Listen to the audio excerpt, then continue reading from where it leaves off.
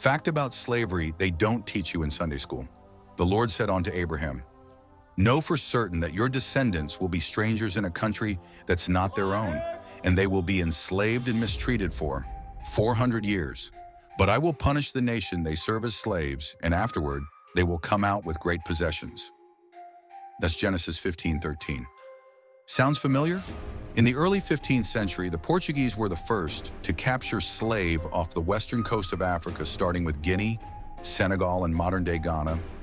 Then the Spaniards adopted the practice. Then the Roman Catholic turned it into a business, making the British Empire the biggest beneficiary of the transatlantic and the Middle Passage. Slave trade transporting approximately 12.5 million Africans between 1619 and the early 1800s, scattering families from remote and nearby villages in Africa to the New World.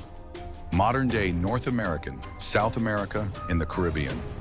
All of those nations I mentioned are going to face the wrath of the Most High God. Genesis 15:15, the Lord said, "In the fourth generation, your descendants will come back here, for the sin of the Amorites has not yet reached its full measure," meaning the land that are being occupied by the Edomites. Modern-day Israel and Africa will be preoccupied by the descendants of the enslaved, but will gradually manifested. Black people are the ones that have been scattered among all nations.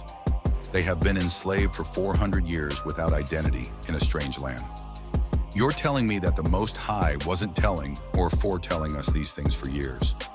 Ever wonder why the slave masters supervised us back in the days of slavery when our ancestors were reading the Bible?